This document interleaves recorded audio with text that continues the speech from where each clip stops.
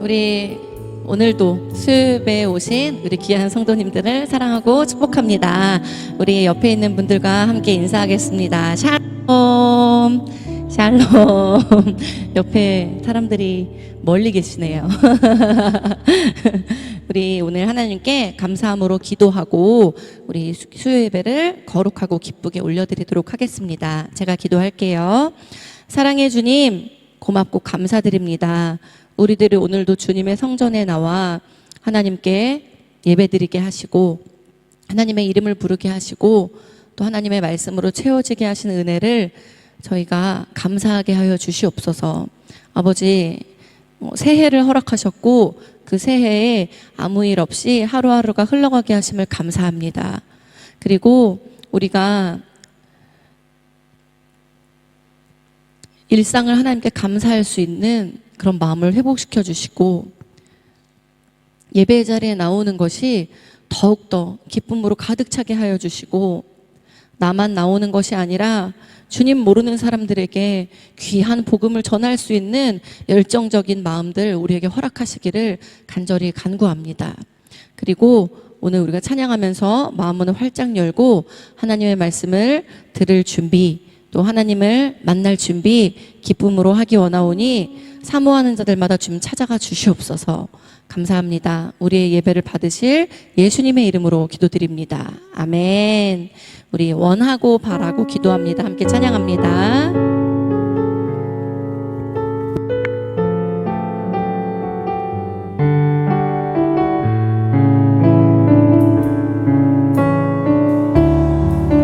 이 세상을 살아가는 동안에 이 세상을 살아가는 동안에 나의 힘을 의지할 수 없으니 기도하고 낙심하지 말 것은 주께서 참 소망이 되심이라. 하나님의 꿈이 나의 비전이 되고 예수님의 성품이 나의 인격이 되고 성령님의 권능이 나의 능력이 되길 원하고 바라고 기도합니다. 이 세상을 살아가는 동안에 이 세상을 살아가는 동안에 나의 힘을 의지할 수 없으니 기도하며 낙심하지 말 것은 기도하고 낙심하지 말 것은 주께서 참 소망이 되심이라. 주의 길을 걸어가는 주의 길을 걸어가는 동안에 세상의 것 의지할 수 없으니 감사하고 낙심하지 말 것은 주께서 참 기쁨이 되심이라. 하나님의 꿈이 나의 비전이 되고 예수님의 성품이 나의 인격이 되고 성령님의 권능이 나의 능력이 되길 원하고 바라고 기도합니다. 나의 꿈이 나의 비전이 되고 예수님의 성품이 나의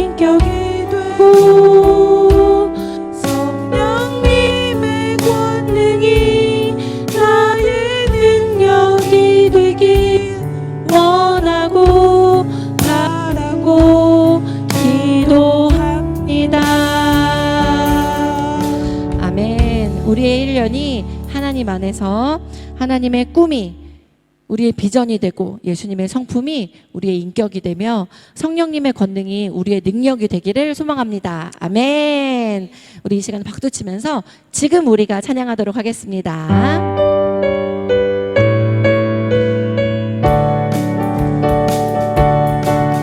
지금 우리가 주님 안에 하나가 되어 바로 주님이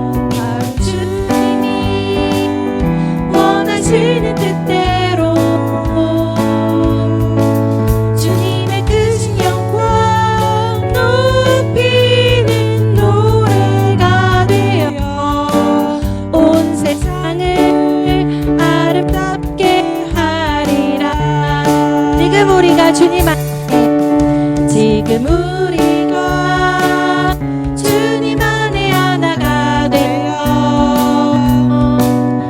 바로 주님이 원하시는 뜻대로 주님의 크신 영광 높이는 노래가 되어 온 세상을 아름답게 하리라. 우리 모두가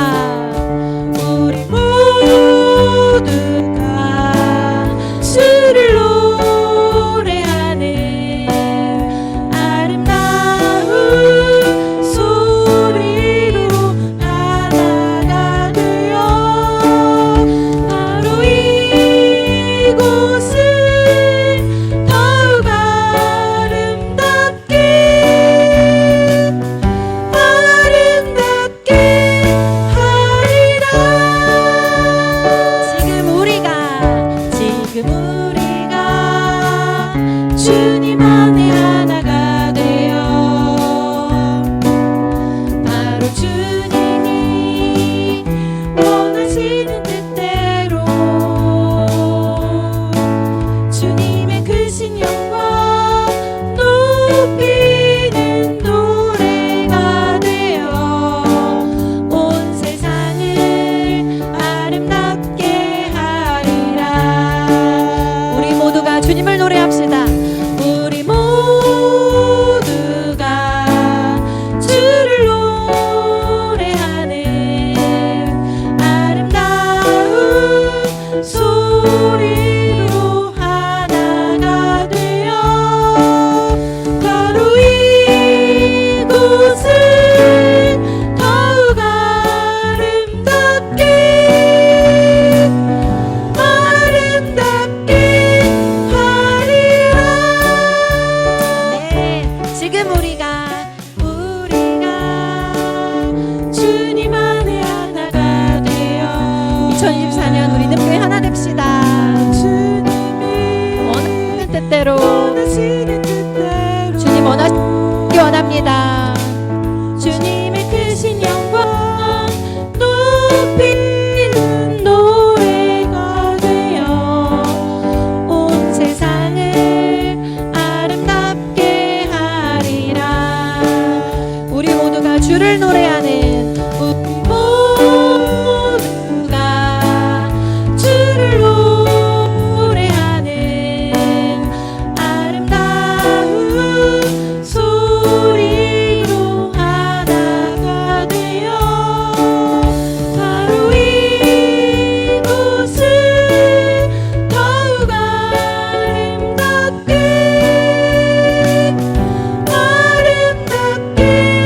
하리라. 아멘. 우리 하나님께 영광의 박수 드리겠습니다. 정말 우리를 하나님께 아름답게 받으시는 예배가 되기를 우리 기도합니다.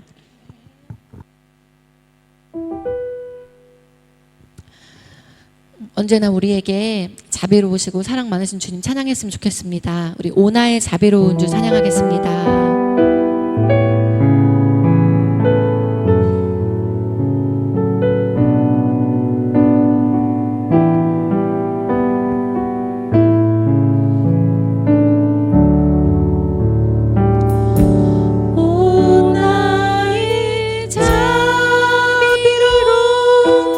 주여 나의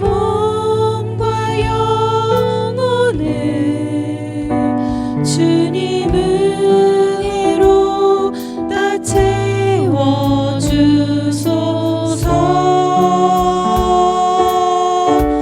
이 세상 괴로움 걱정 근심 주여 받아주시고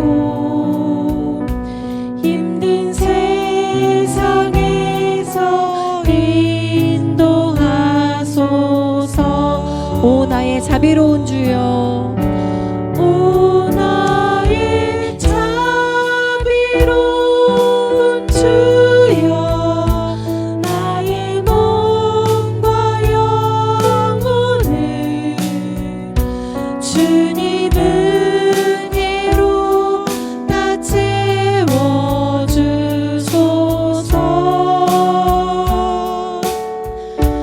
이 세상 괴로움 걱정 근심 주여 받아주시고 힘든 세상에서 인도하소서. 우리 예수님의 이름을 부릅시다. 예수 오 예수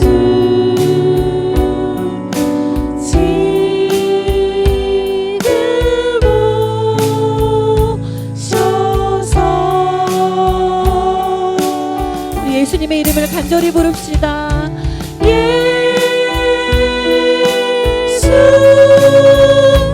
오 예수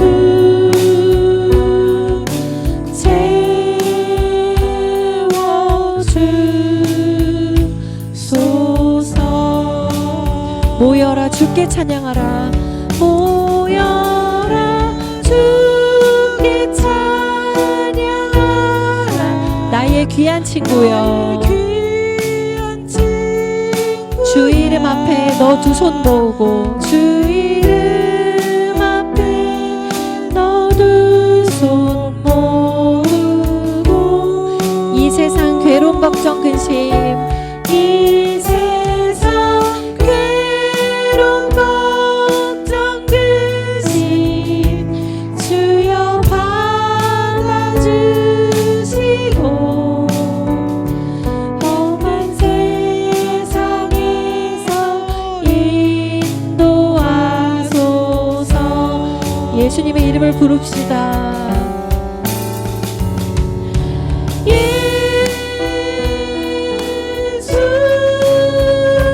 오 예수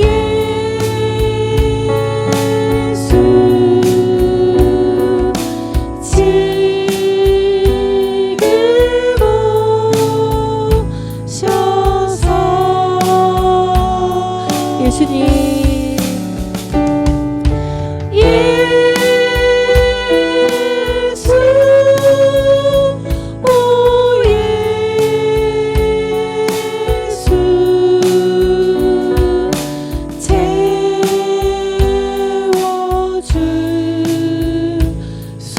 채워주소서. 우리 작은 목소리를 한 번 더 고백합시다. 예수님 예수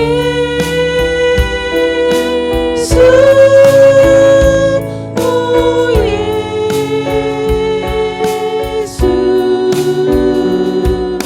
지금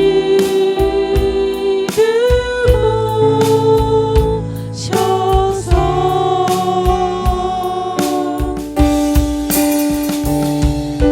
예수 오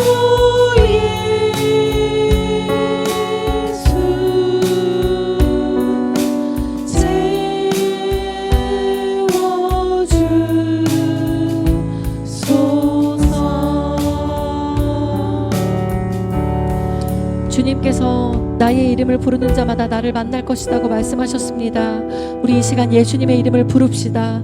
우리 무거운 짐들, 괴로운 마음들 주님의 십자가 앞에 내려놓고 이 힘든 세상에서 주님께로 인도하실 그 은혜를 구하며 우리 예수님의 이름을 이 시간 부르며 기도합시다.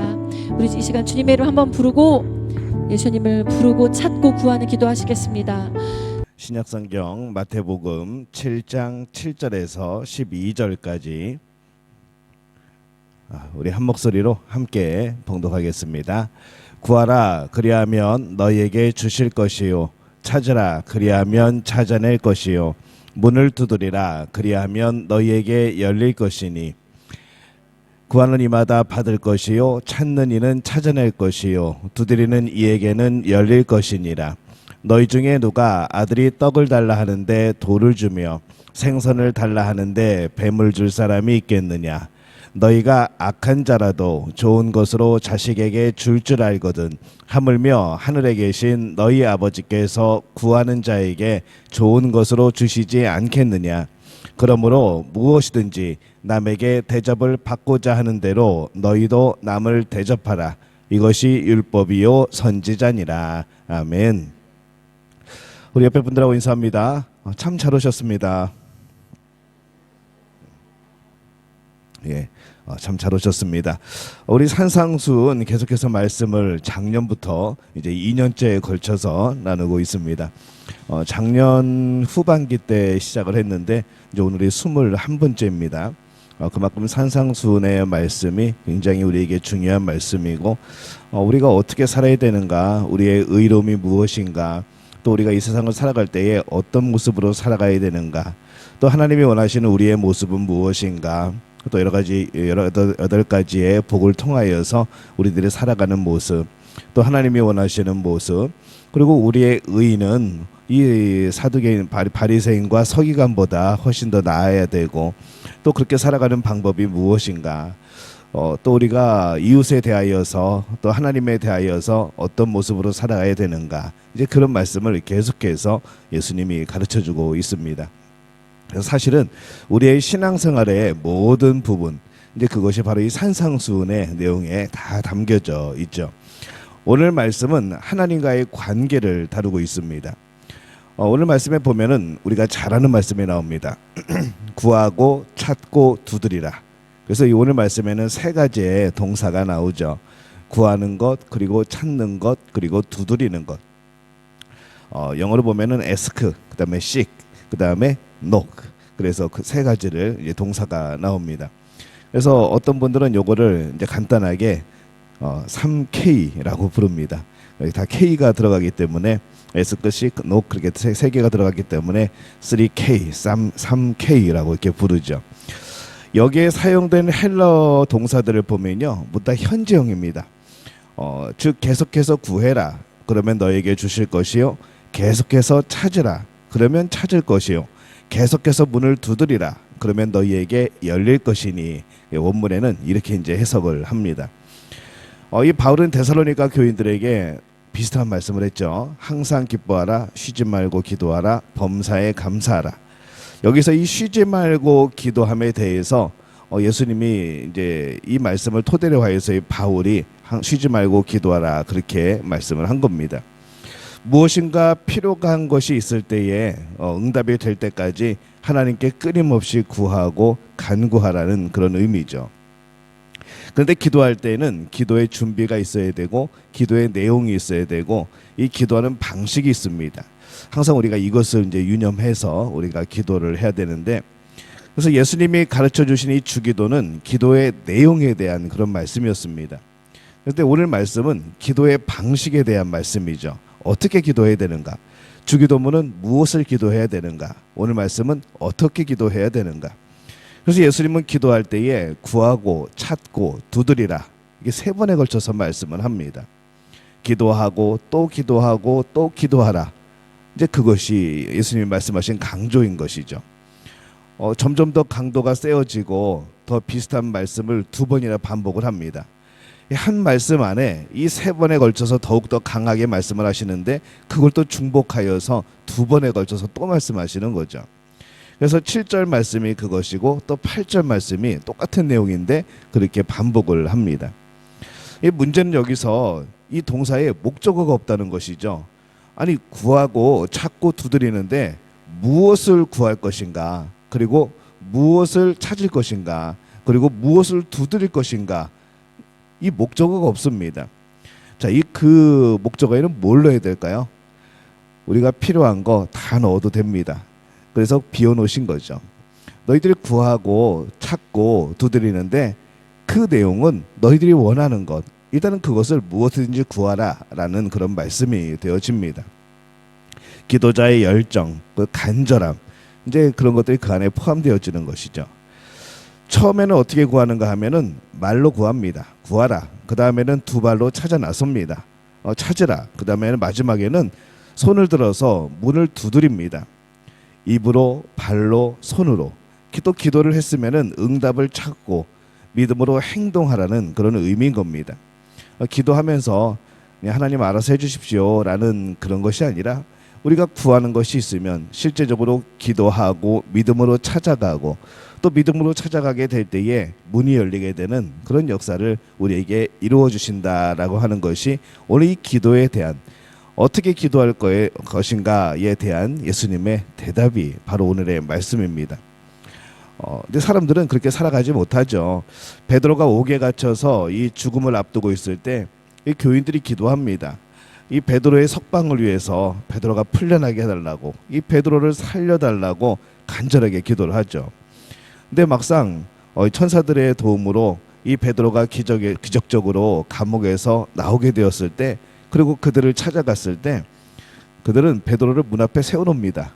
왜냐하면 유령인 줄 알고, 어떻게 당신이 여기 있냐고, 사람이거든 뭐 어떻게 하고 뭐 귀신이면 물러가라, 이제 뭐 그런 식인 거죠. 그러니까 기도를 하면서도 기도의 응답을 믿지 않는 이제 그런 모습을 보여주는 대목들이 나옵니다. 우리는 참 기도하면서도 잘 안 믿는 그런 경향이 있습니다. 뭔가 구하는데 뭔가 미심쩍게 구하고, 뭔가 찾는데 의심하면서 찾고, 뭔가 두드리는데 이게 설마 열릴까 그러면서 두드리고, 우리는 그런 마음들이 있다는 것이죠. 근데 기도는 가만히 생각해 보면요, 하나님께서 우리에게 강권적으로 기도하시게도 하지만은요, 기도는 수동적인 것이 아니고 능동적인 겁니다. 하나님이 강제적으로 기도하게 하실 때에는 하나님의 특별한 역사와 그런 것들이 기다리고 있는 것이고, 평소에 우리가 살아가면서 기도하는 것은 우리가 하나님을 향하여서 달려가는 그런 삶의 모습이 되어지는 겁니다. 그래서 기도는요, 소극적인 행위가 아니고 하나님이 불러야 하는 기도가 아니고 우리가 하나님 앞에 적극적으로 나아가게 되어지는 그런 기도가 되어지는 것이죠. 오늘 말씀의 7절과 8절은요 사실상 동일한 내용입니다. 근데 가만히 말씀을 보면은 누가 주체인가, 그 관점에서 보면은 그 표현이 다르다는 것이죠. 일단 7절 말씀 한번 보여주실래요? 예, 구하라 그러면 너희에게 주실 것이요, 찾으라 그리하면 찾아낼 것이요, 문을 두드리라 그리하면 너희에게 열릴 것이니. 8절이요. 예, 구하는 이마다 받을 것이요, 찾는 이는 찾아낼 것이요, 두드리는 이에게는 열릴 것이니라. 이 두 구절의 말씀이 굉장히 비슷한 것 같은데, 이 구하는 것, 그 다음에 구하는 자에게 주시는 것, 이 주체에, 응답을 주시는 주체에 관해서 보면은 이 표현은 두 개가 다릅니다. 7절은 주시는 분, 문을 열어 주시는 분이 하나님인 것을 보여주는 거죠. 8절은 은혜를 받은 사람을 전면에 앞셉니다. 그래서 구하는 사람마다 받을 것이고, 찾는 이는 찾아낼 것이고, 두드리는 이에게는 열릴 것이니라. 앞에는 구하는 자에게, 또 찾는 자에게, 두드리는 자에게 하나님이 해결해 주시고 응답해 주신다는 말씀이고, 8절의 관점은 구하는 이는 찾아낼 것이고, 응답을 들을 것이고 열릴 것이라. 그렇게 이제 주체가 다른 겁니다. 예수님이 이 화법이 뛰어나십니다. 저런 우리가 지금 이제 한글로 저렇게 이제 표현을 하니까 이렇게 좀 약간 애매하긴 한데, 이게 원문으로 보면은 굉장히 이게 귀에 쏙 들어오는 그런 화법이라는 거죠. 예수님은 구하고 찾고 두드리라고 명령하시면서 그 말씀에 순종하는 모든 자는 받을 것이고 찾아낼 것이고 문이 열릴 것이라는 약속을 주고 있습니다. 우리가 기도하지도 않았는데 너희들이 기도하면은 받을 거야, 찾을 거야, 열릴 거야 이미 약속을 해주시는 거죠. 구하고 찾고 두드려야 하는 것.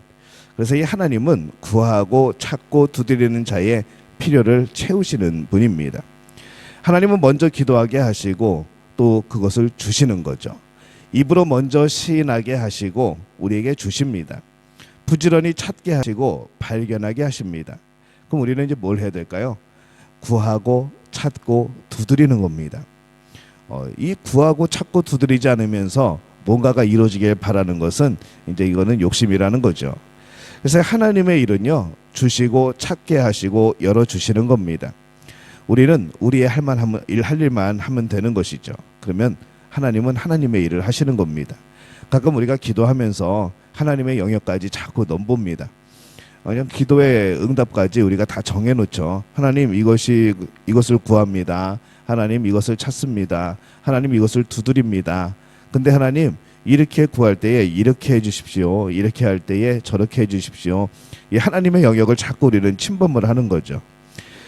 이 하나님은 우리의 모든 것을 아십니다. 또 모든 것이 가능합니다. 언제든지 우리와 함께 하십니다. 그래서 하나님은요, 우리가 기도할 때 그때부터 뭔가를 준비하시는 분이 아니고 하나님은 우리에게 이미 주실 준비가 되어 있는 분입니다. 우리는 주어진 것을 발견하게 되는 것이고 우리에게 문을 열어주시는 분은 이미 열어주시는 분은 하나님이시라는 거죠. 그래서 근데 그럼에도 불구하고 왜 우리가 굳이 문을 두드려야 되는가? 여러분들이 저희 집에 만약에 찾아왔는데 와가지고 제가 또 그날따라 문을 안 잠갔는데 문을 벌컥 열면서 목사님 저 왔어요 라고 하면은 예의가 아니죠. 제가 여러분들의 집을 방문할 때에도 제일 먼저 하는 것이 그겁니다. 미리 전화 드리고 전화 못 드리면은 문 앞에 가서 노크하고, 이 노크를 하는 것은 예의인 것이죠. 그럼 우리가 해야 될 일은 무엇인가? 하나님 앞에 노크하는 겁니다. 문 앞에서 노크하는 거죠. 그게 우리가 예의인 것이고 이제 그게 절차인 겁니다. 예수님도 우리의 마음의 문을 두드리십니다. 우리만 두드리는 게 아니라 예수님도 우리의 마음을 두드리시는 거죠. 요한계시록 3장 20절 말씀 우리 함께 읽어봅니다. 볼지어다 내가 문 밖에 서서 두드리노니 누구든지 내 음성을 듣고 문을 열면 내가 그에게로 들어가 그와 더불어 먹고 그는 나와 더불어 먹으리라. 아멘. 나도 하나님께 나아가는 문 앞에서 문을 두드리는 것이죠. 그 문 너머에는 뭐가 있을까요? 주님과의 친밀한 교제가 있고 주님이 준비하신 새로운 세상이 들어가 있고 또 주님이 우리에게 주시려고 하시는 놀라운 복들이 그 문 뒤에 있는 겁니다. 우리는 그것을 믿기 때문에 그 문을 두드리는 것이죠. 예수님은 우리의 마음의 문을 왜 두드리실까요? 우리에게 복을 주시려고, 우리에게 예비하신 복이 있다고 말씀하시려고 우리의 문을 두드리는 겁니다. 우리도 두드리는 거죠. 예수님이 우리에게 주실 것을 믿고 우리에게 선하신 것, 좋으신 것으로 주실 것을 믿고 우리도 두들기는 겁니다. 이게 주님과 교제하는 것이죠. 이 하나님은 여호와 이레, 미리 준비하시는 하나님, 또 우리의 필요한 것을 공급하시는 하나님입니다. 우리의 필요를 알고 미리 채워주시기도 하지만은 예수님은 우리에게 이 적극적으로 기도하라고 그렇게 말씀을 합니다. 또 기도했으면은 행동으로 도전하라고 말씀하는 거죠. 그 결과 길을 여시고 문을 열어주시는데 이렇게 해야 기도의 응답이 우리에게 유익하다라고 말씀을 하는 겁니다. 기도는 은혜가 풍성한 하나님, 또 자비로운 아버지로부터 우리가 선물을 받을 준비를 하는 겁니다. 선물을 받을 때 갑자기 오늘 뚝 떨어지는 선물이 아니라 내가 선물 받을 것을 기대하고 하나님 앞에 서는 것이죠. 이 마음의 준비, 이미 응답이 있는 것을 알고 있고 우리는 이미 하나님께로부터 선물 받을 것을 알고 있습니다. 그래서 기쁜 마음으로 서는 거죠. 이미 감사한 마음으로 하나님 앞에 서는 겁니다. 뭘 주실까? 어떠한 선물을 주실까? 내가 구하기는 했지만은 얼마만큼 더 화려한 선물을 우리에게 주실까? 그러면서 기대하는 마음으로 준비를 하는 겁니다. 그래서 이 선물 받은 준비를 시키시는 것이 바로 기도라는 것이죠. 하나님께서 여러분들의 강권적으로 기도를 시키신다? 그것은 뭔가 하면은 야, 너희들 선물 받을 준비해 라고 말씀하시는 겁니다. 뭔가 일이 생겨서 뭔가 문제가 벌어져서 우리에게 강권적으로 기도시키실 때, 막 기도하지 못하고는 견딜 수 없게 만드실 때, 그때는 하나님이 강권적으로 우리에게 일방적으로 기대하라고 하시는 겁니다. 기대하시라. 이제 내가 너에게 큰 선물을 줄게 하는 겁니다. 그래야지 우리가 받은 이후에 또 감사함이 있는 것이죠. 여러분들 가끔 기도하면서 우리가 그런 생각을 합니다. 이렇게 열심히 기도했는데 응답을 받은 뒤에는 열심히 기도했더니 응답을 주셨더라. 우리는 그런 마음을 갖게 됩니다. 근데 사실은 그게 아니죠. 사실은 응답 안 주셔도 하나님이 그렇게 역사 안 하셔도 우리는 할 말이 없는 사람들입니다. 근데 우리는 정말 간절할 때는 하나님 제발 이것만 주십시오. 나 이것이 필요합니다. 라고 간구하지만은 막상 그것을 받으면은 그 뒤에는 딴 생각하는 거죠. 이왕이면 좀 더 큰 걸 주시지. 이왕이면은 좀 더 풍성한 걸 주시지. 하나님 이거 말고 다른 방향에 이걸 좀 주시지 하면서 그렇게 우리는 감사함보다는 뭔가 좀 아쉬워하는, 뭔가 선물을 받으면서도 선물이네요. 감사합니다. 그런 영혼 없는 그런 표정으로 우리는 그 선물을 받을 때가 있다는 겁니다. 근데 하나님이 주시는 선물에 대해서 우리는 감사함이 있어야 됩니다. 왜냐하면 그게 우리의 공로가 아니기 때문에 그렇습니다. 우리에게 구하라고, 찾으라고, 두드리라고 말씀하시지만은 그게 너희 공로가 아니라는 것이죠. 하나님의 선물을 주시기 위한 절차인 겁니다. 하나님의 선물을 기대하게 하시기 위한 그런 우리에게 주시는 마음의 준비라는 것이죠. 우리가 누리게 되는 것이 결코 우연히 운이 좋아서 얻은 횡재가 아닙니다. 여러분이 지금까지 살아온 것 한순간도 1분 1초도 여러분의 공로 아닙니다. 예전에 열심히 사시고 고생하시고 하나님이 이렇게 복 주셨다고 그 말이 맞는 것이죠. 열심히 살긴 살았지만은 이렇게 되지 않아도 우리는 할 말이 없는 겁니다. 원래 우리는 실패한 사람들이었고 원래 우리는 우리의 죄도 해결할 수 없는 사람이었고 우리가 뭔가 똑똑하다고 생각하지만은 뭐 하나 제대로 해결할 수 없는 사람들이 우리였다는 겁니다. 근데 우리는 응답을 받은 뒤에는 이걸 잃어버립니다. 내가 어떤 사람이었구나. 내가 정말로 아무것도 할 수 없는 사람이었구나. 이거 싹 잊어버리고 옛날에 내가 이렇게 해서 옛날에 이렇게 했더니 하나님이 이렇게 주셨다. 와, 나 참 대단하지? 라고 말하고 싶은 이제 그런 모습들이 있다는 것이죠. 응답은 하나님의 선물입니다. 예상치 못한 선물이죠. 뭔지 모르는 선물입니다. 근데 하나님이 우리에게 갑자기 주신 겁니다. 우리에게 기도를 시키시고 그러면서 기대해, 이제 선물 줄게 라고 말씀하시면서 우리는 그게 하나님의 놀라운 선물을 주실 그런 역사인지 몰랐지만은 그것조차도 어리석어서 깨닫지 못했지만은 나중에 선물을 받은 이후에야 하나님이 그래서 이렇게 하셨구나 라고 고백할 수밖에 없는 그러한 존재라는 것이죠. 우리 작은 것조차도 하나님 앞에 영광을 돌리는 것, 그것이 우리의 성숙된 믿음의 모습입니다. 기대했던 선물을 통해서 선물을 주신 분을 더욱더 사랑하게 되어지는 것, 선물이 문제가 아니라 그 선물을 주신 분을 바라보게 되어지는 것, 그리고 기도를 통해서 얻어야 귀하게 여기고 그것을 방탕하게 사용하지 않고 유익하고 보람 있게 사용하게 되어지는 것이죠. 그리고 우리 마음속에는 믿음이 더욱더 굳건해지고 확신이 생기고 평강이 임하고 그런 가운데 살아가게 되어집니다. 예수님은 우리의 평생의 신앙생활이 기도와 응답의 연쇄작용으로 살아가기를 원하십니다. 가끔 이게 좀 반대적인 표현이긴 한데 아이들 한참 이제 형제 자매들끼리 살 때에 이런 일을 많이 합니다. 한 대 때리면 두 대를 때리는. 그러다 보면 어떻게 될까요? 실수로 툭 쳤는데 왜 때려? 그리고 상대방이 두 대를 때리죠. 그러면 이 두 대를 맞은 사람은 억울하죠. 나는 때린 게 아니라 그냥 실수로 밀친 건데. 그러면은 세 대로 늘어나고 3, 6, 9, 12 막 이러면서 막 기하급수적으로 늘어나서 결국에는 싸우게 되어지는, 이 자매나 형제를 키우신 분들은 아마 이 똑같은 상황들을 경험을 할 겁니다. 여러분들이 또 그런 모습이었고 지금은 여기서 이렇게 얌전하게 이렇게 점잖게 앉아 계시지만은 여러분이 어렸을 때 다 그런 모습으로 살았던 것이죠. 근데 이게 부정적인 면으로 이렇게 설명을 했지만은 이게 하나님과 우리와의 기도와 응답의 연쇄작용이라는 겁니다. 기도하면 하나님께서 응답 주시고 또 우리는 기도하게 되어지고 그럼 하나님이 또 응답 주시고, 이게 작은 것에서 머물러 있는 것이 아니라 우리 인생의 전체 전반에 대해서 이 기도와 응답의 연쇄작용으로 우리는 살아가는 겁니다. 우리는 평생 매 순간마다 기도하는 사람이고 응답받는 사람이라는 것이죠. 그런 연쇄작용이 없으면은 뭐가 없는 건가 하면은 하나님과 교제가 없는 겁니다. 하나님과 교제가 없다는 것이죠. 이렇게 우리가 하나님과의 연쇄작용이 있어야만 인생의 중요한 일들에 대해서 계속해서 하나님 앞에 구하고 하나님의 도움과 하나님의 응답을 얻을 수가 있는 겁니다.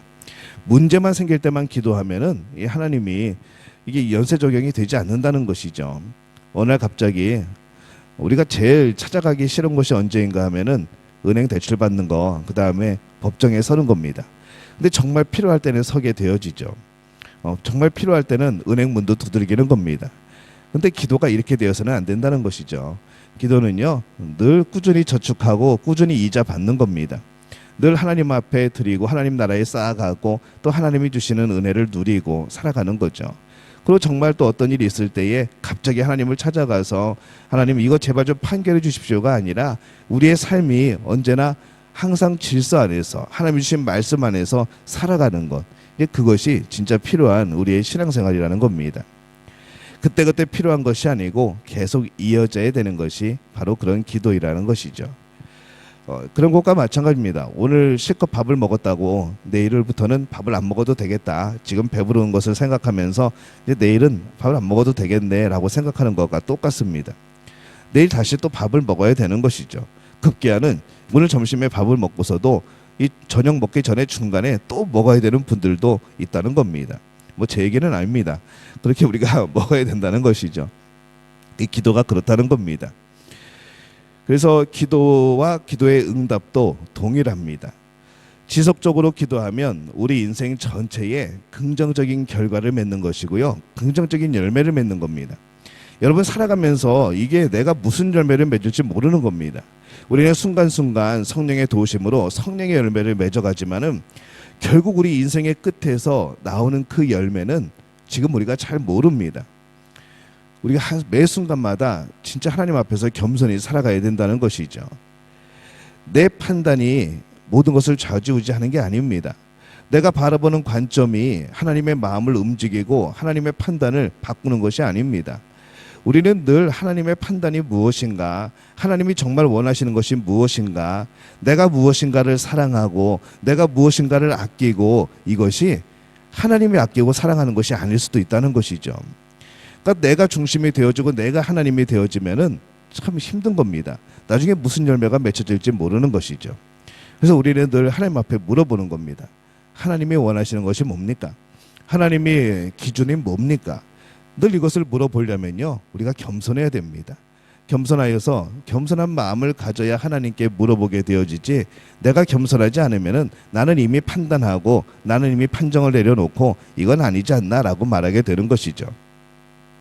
우리의 믿음이 자라고 인내가 커지고 우리에게 정말로 필요한 것이 무엇인지를 깨닫게 되고 하나님의 선하시고 기뻐하시고 온전하신 뜻을 알아가는 것, 또 내 뜻을 내려놓고 하나님의 뜻을 받아들이게 되는 것, 내 역할이 무엇인지 깨닫고 궁극적으로는 이 공급하시는 하나님의 자비와 능력을 체험하게 하는 것, 이게 뭡니까? 기도라는 것이죠. 결국 우리는 지속적인 기도를 통해서 참된 하나님의 사랑을 경험하는 겁니다. 하나님의 자녀가 되어지는 것이고 하나님의 백성이 되어지는 겁니다. 하나님의 백성인데 하나님의 통치함을 받지 않는 것, 이건 어떻게 표현을 해야 될까요? 그런 경우는 하나밖에 없습니다. 간첩인 것이죠. 간첩만 그 나라의 백성인 것 같지만 그 나라의 통치를 받지 않습니다. 이게 간첩인 것이죠. 끈질긴 기도의 진정한 가치는요, 무엇을 얻느냐가 아닙니다. 어떤 사람으로 하나님 앞에 서느냐인 것이죠. 근데 우리는 늘 무엇을 얻느냐에 관심이 있습니다. 내가 무엇을 얻을까? 내가 무슨 응답을 받을까? 이것에 관심이 있는 거죠. 근데 하나님이 원하시는 건요, 네가 그 기도를 통하여서 그 응답을 통하여서 어떤 사람이 되어지는가, 하나님은 여기에 더 관심이 많은 겁니다. 또 기도는 양방향입니다. 처음에는 내 소원을 이룬다고 아른다고 할지라도 시간이 흐르면요, 대화가 깊어지면 하나님의 뜻에 도달하게 되어지는 거죠. 아무리 서로 의견이 다른 사람이 만나도요, 한참 이야기를 하다 보면은 공통된 방향이 생깁니다. 서로 양보하게 되어지고 서로를 이해하게 되어지고, 그러면은 서로가 원하는 방향 속에서 정말 서로가 기뻐할 수 있는 방향이 만들어진다는 거죠. 그래서 이 끈질기게 하나님 앞에서 기도하는 과정 속에서 우리의 계획이 무너지는 겁니다. 그래서 하나님의 뜻을 알게 되는 거죠. 아, 하나님의 뜻은 이런 것이었군요 라고 알게 되어지고, 근데 그 하나님의 뜻과 마음을 알다 보니까 그게 오히려 나를 위한 계획이고 나를 사랑하시는 계획이고 정말 좋은 것을 주시려는 하나님의 마음을 알게 되었을 때는 우리는 더 이상 내 것을 고집하지 않는 겁니다. 하나님의 뜻에 순종하게 되어지는 거죠. 그러면서 하나님의 섭리를 만나게 되어지고 하나님과의 그런 친밀한 교제 속에서 하나님이 원하시는 방향의 삶을 살아가게 되어지고, 그래서 기도는 양방향인 겁니다. 하나님 이거 주십시오 하고 청구서 내밀고 끝나는 게 아니라는 거죠. 근데 사실은 구하는 자의 끈질긴 노력이 응답을 받아내는 것이 아니라는 겁니다. 하나님의 사랑, 은혜가 선한 응답을 주시는 겁니다.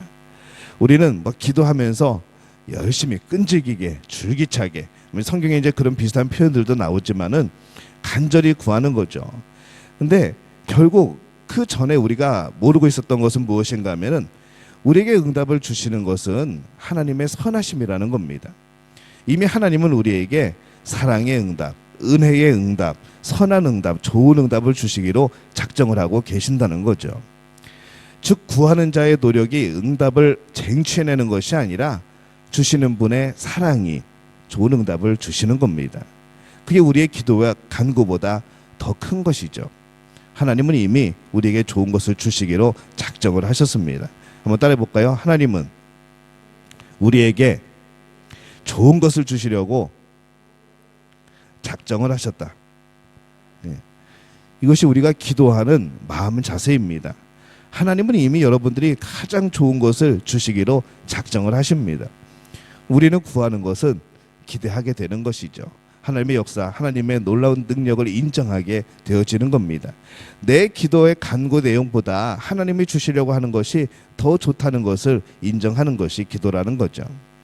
그래서 마태복음 7장 9절에서 11절에 보면은 이렇게 말씀을 합니다. 함께 읽습니다. 너희 중에 누가 아들이 떡을 달라 하는데 돌을 주며 생선을 달라 하는데 뱀을 줄 사람이 있겠느냐? 너희가 악한 자라도 좋은 것으로 자식에게 줄 줄 알거든 하물며 하늘에 계신 너희 아버지께서 구하는 자에게 좋은 것으로 주시지 않겠느냐, 이렇게 말씀을 합니다. 기도는 인격과 인격이 만나는 관계입니다. 우리가 은행 창구에서 열심히 해가지고 이 돈 내놓으십시오 하면은 내어주는 그런 관계가 아니라는 것이죠. 인격적인 관계입니다. 우리의 삶을 설명할 필요가 있고, 이미 아시겠지만 그래도 우리의 마음을 하나님 앞에 설명할 필요가 있고, 또 그런 일들 가운데 하나님의 계획이 무엇인지, 하나님은 또 어떻게 그것을 생각하시는지 그것을 물어볼 필요가 있고, 이런 교류가 교제가 필요하다는 것이죠. 예수님께서는 기도를 들어주시는 분, 또 기도하는 자의 관계를 뭐라고 표현하시는지 아십니까? 아버지와 아들의 관계로 표현합니다. 친구와 가장 친한 친구와 친구로 표현을 합니다. 재판장과 과부로 비유를 드셨죠. 오늘 말씀에서는 하나님과 우리는 아버지와 아들의 관계라는 겁니다. 이 세상에서 가장 친밀한 그런 관계라는 거죠. 성경에 자꾸 아버지와 아들 이렇게 나오니까 이게 남성 편의적인, 남성에게 편중된 그런 성차별 아니냐 하는 그런 분들도 계신데, 그래가지고 성경을 또 이상하게 해석하는 분들도 있습니다. 그래서 하나님을 자꾸 어머니라고 이렇게 표기를 하고 아들이라고 되는 거 전부 다 딸로 바꾸고, 그러지 말고 우리 자녀로 바꿉시다. 하나님 아버지, 하나님 어머니 막 이러면서 이단도 그런 쪽이 있고, 또 우리 그런 신학자들 가운데서도 그래도 뭔가 좀 성차별하지 않고 중성적인 면으로, 의미적인 면으로 그렇게 해야 되지 않겠느냐. 여러분, 이게 아들이 자꾸 나온다고, 아버지가 자꾸 나온다고 여러분 서운해하지 마시기 바랍니다. 그 문화 속에서 우리에게 표현할 수 있는 가장 정확하고 확실한 표현이라는 것이죠. 왜 아들일까요? 그 아들에게는요, 아버지의 모든 것이 유산으로 물려지는 겁니다.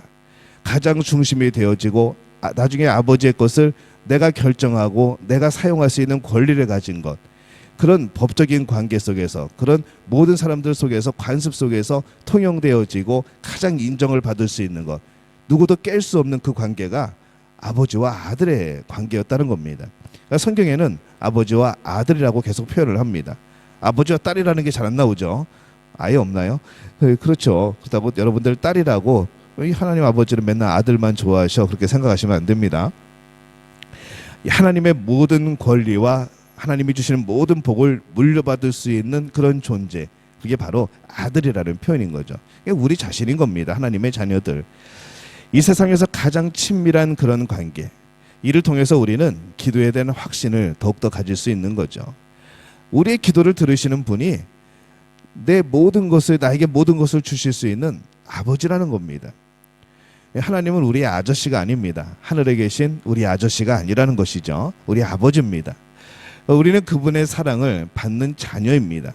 여러분이 여러분의 자녀를 생각하듯이 때로는 얄밉기도 하지만은 정말 눈에 넣어도 아프지 않을 만큼 귀한 우리의 자녀들, 그를 위해서 때로는 우리의 목숨도 버리고 싶은 마음조차 들 수 있는 정도의 그런 사랑하는 우리의 자녀들.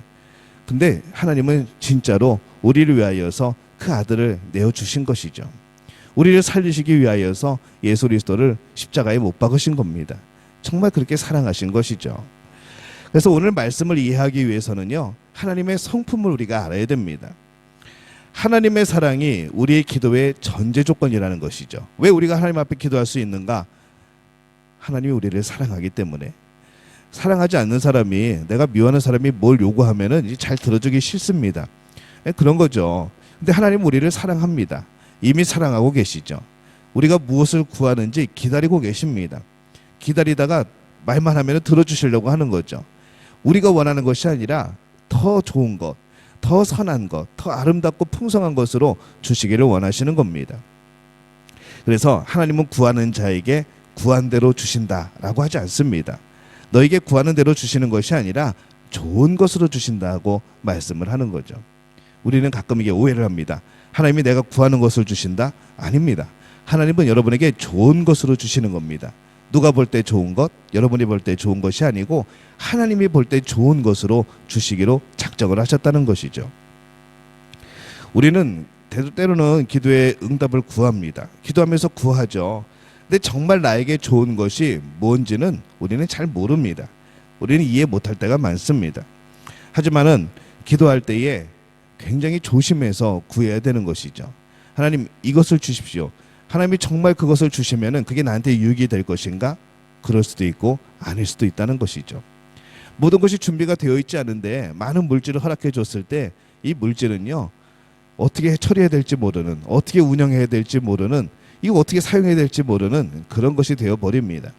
오히려 내 믿음을 무너뜨리는 존재가 되어지는 것이고 하나님과의 거리를 더욱더 멀게 하는 그런 요소가 되어지는 것이고, 그건 응답이 아니고 그거는 심판이고 벌인 것이죠. 그렇게 정말 하나님과 이 물질 때문에 멀어진다고 한다면은 물질은 복이 아니라는 겁니다.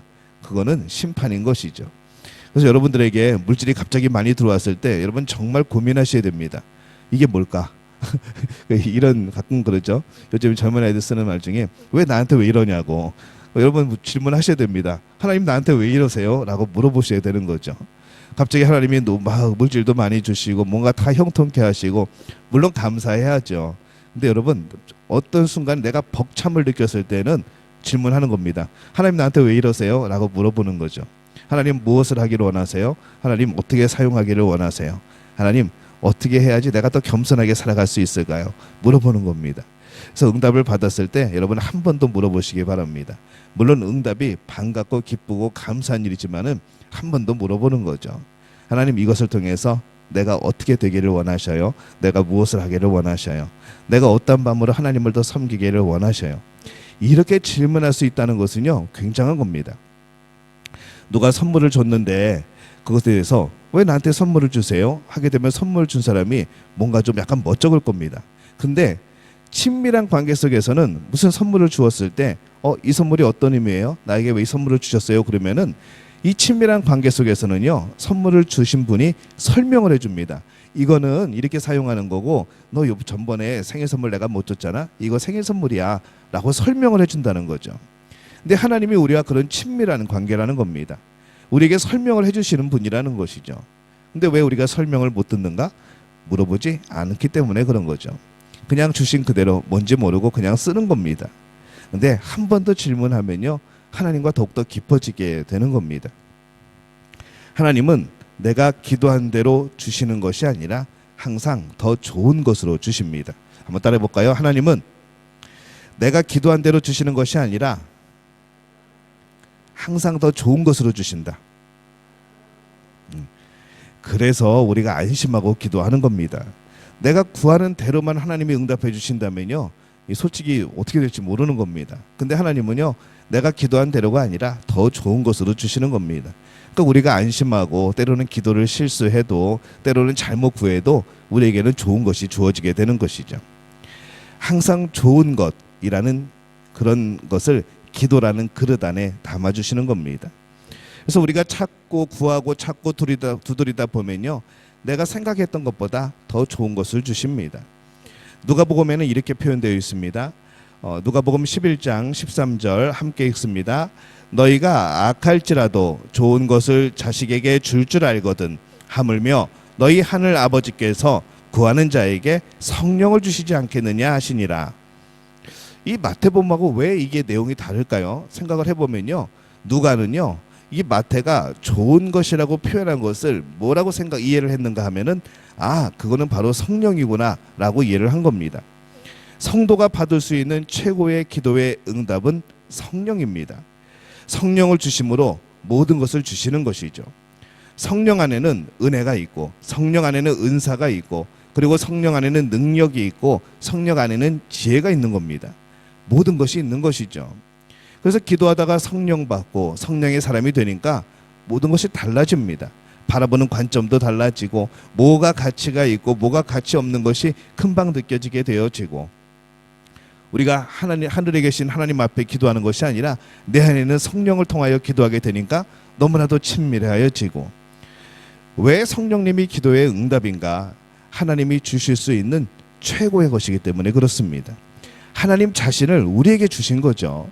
우리는 하나님 앞에 하나님이 가지고 있는 것 중에 이것 좀 주세요라고 기도하는데, 하나님은 뭘 주고 싶으신가 하면은 하나님 자신을 우리에게 주고 싶은 겁니다. 그래서 최고의 선물은 성령이라는 거죠. 누가는 그렇게 이해를 한 겁니다.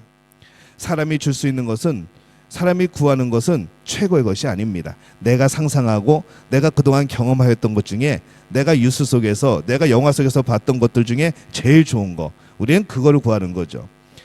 근데 하나님은 그걸 주시려는 게 아니라 하나님 자신을 주시려고 하는 겁니다. 그게 바로 성령이라는 것이죠. 여러분, 무엇을 구하고 무엇을 찾고 무엇을 두드리겠습니까? 결국 우리는 하나님을 찾고 하나님을 구하고 하나님을 찾고 하나님을 두드리는 겁니다. 그게 우리의 삶이라는 것이죠. 12절에 보면요, 이 황금률이라고 하는 말씀이 나옵니다. 우리 함께 읽어봅니다. 그러므로 무엇이든지 남에게 대접받고자 하는 대로 너희도 남을 대접하라. 이것이 율법이요 선지자니라. 너희들이 남에게 대접을 받고자 하는 것이 있느냐? 그러면 네가 먼저 그에게 그렇게 대접해 보라 라는 겁니다. 근데 왜 이 말씀이 여기에 나올까요? 앞에랑 연결이 되어 있겠죠. 이걸 따로 딱 떼어놓고 생각하면은, 야, 니들이 하기 싫은 거 남한테도 시키지 말어. 니들이 하고 싶은 거 그 사람도 누리게 해줘. 이렇게 하면 끝납니다. 근데 이 말씀은 기도라는 제목 앞에 뒤에 붙은 말씀이라는 거죠. 그러면 해석이 달라지는 겁니다. 그러므로 그렇게 시작을 하죠. 이 앞단락의 내용이 이어지는 겁니다. 기도와 연결되어져 있는 것이죠. 우리가 하나님께 기도할 때에 하나님께서 응답하시되 선하고 좋은 것으로 응답하신다는 이 교훈을 바탕으로 이 말씀을 다시 생각해 보는 겁니다. 누군가 나를 위해서 기도해 주기를 바랄 때가 있습니다. 위기에 빠졌거나 힘든 일이 있을 때, 나 혼자만의 기도는 정말로 어렵고 힘들 때, 자신이 없을 때 우리는 중보 기도를 요청을 하죠. 이 경우에 황금률을 적용을 하면 이렇습니다. 다른 사람이 너를 위해 기도해 주기를 원하느냐? 그러면 네가 먼저 타인을 위해서 중보 기도해라 라는 거죠. 근데 이것을요, 하나님과의 관계 속에 대입해 보는 겁니다. 하나님이 너의 기도를 듣고 가장 좋은 것으로 응답하실 것을 기대하는가? 그러면 너도 기도할 때 하나님이 너에게 무엇을 원하시는지 헤아려 보라 라는 말씀과 똑같은 겁니다. 우리는 이렇게 하지 않는다는 것이죠. 항상 우리는 무언가를 구하기만 하고 하나님이 나에게 무엇을 원하시는가에 대해서는 후렴구는 잘라버리는 겁니다. 듣기 싫어하죠. 왜냐하면 힘들게 느껴지거든요. 그래서 우리는 기도할 때에도 하나님을 먼저 대접해줘야 합니다. 오직 내 육신과 정욕과 욕심을 위해서 간구하지 말고 먼저 그의 나라, 그의 의를 위해서 간구하는 거죠. 그럼 하나님이 원하시는 일을 먼저 하는 겁니다. 하나님의 응답을 받고자 하는 대로 먼저 하나님의 뜻에 응답하는 것이죠. 하나님의 응답을 기대하면서 먼저 하나님이 기뻐하시는 일을 행하는 겁니다. 이 황금률은 이렇게 적용하는 것이죠. 그래서 기도할 때 하나님 마음을 알게 되는 겁니다. 그러면 기도는 뭔가 내가 원하는 것을 구하는 길이 아니라는 것이죠. 하나님의 마음을 얻게 되어지는, 하나님의 마음을 알게 되어지는 그런 통로가 되어집니다. 하나님은 우리에게 먼저 은혜를 베풀어 주셨습니다. 왜냐하면 하나님은 우리에게 그런 대접을 원하시기 때문이죠. 우리는 거꾸로 생각했습니다. 내가 하나님을 이렇게 대접하면 하나님이 이렇게 우리에게 좋은 것을 주시겠구나. 아니요, 반대입니다. 먼저 하나님께서 우리에게 좋은 것을 허락해 주셨습니다. 왜 그렇게 하셨는가? 우리에게 대접을 받기 위해 하셔서, 우리의 사랑을 받기 원하셔서, 우리의 찬송과 영광을 받기 원하셔서 하나님은 먼저 우리에게 베풀어 주셨다는 거죠. 우리가 하나님을 알기도 전에, 우리가 구원을 알기도 전에, 하나님 나라의 백성이 어떠한 복을 얻는가 알기도 전에 하나님은 이미 우리에게 좋은 것을 주시기로 결정하시고 주셨다는 겁니다. 왜요? 우리에게 대접받으시기 위해서. 근데 우리는 정말 하나님을 하나님으로 대접을 하는가? 그렇지 못한 경우들이 너무 많다는 겁니다. 기도하는 우리도 하나님을 먼저 대접해 드려야 하는 마음을 가져야 되는 겁니다. 순종의 예배, 감사의 예배, 헌신의 예배 드려야 하는 것이죠. 오늘 우리는 구하고 찾고 두드리면서 하나님의 마음을 알려고 하고 계십니까? 이미 우리에게 주시고 보여주시고 열어주시는 이 하나님의 것을 알고 계십니까? 우리의 모든 기도가 하나님의 마음을 먼저 알게 되는 복된 기도가 되어지시기를 바랍니다. 하나님의 마음을 알면 그게 응답입니다. 더 이상 좋은 응답이 있을 수가 없다는 것이죠. 오늘 그렇게 하기 위하여서 하나님은 우리에게 성령을 주십니다. 하나님이 함께 하시는 거죠. 우리가 성령을 받았다는 것은 하나님을 받은 겁니다. 하나님이 우리 안에 계셔서 우리와 동행하시고 우리의 모든 삶에 함께 하시는 것, 여러분은 이미 응답 받은 줄로 믿습니다. 오늘 하나님과 함께 살아감으로 인하여서 이미 응답이 먼저 임하였다는 것을 깨닫고 하나님의 마음을 더욱더 깊이 알게 되는 우리 모두가 되어지시기를 예수님의 이름으로 축원합니다.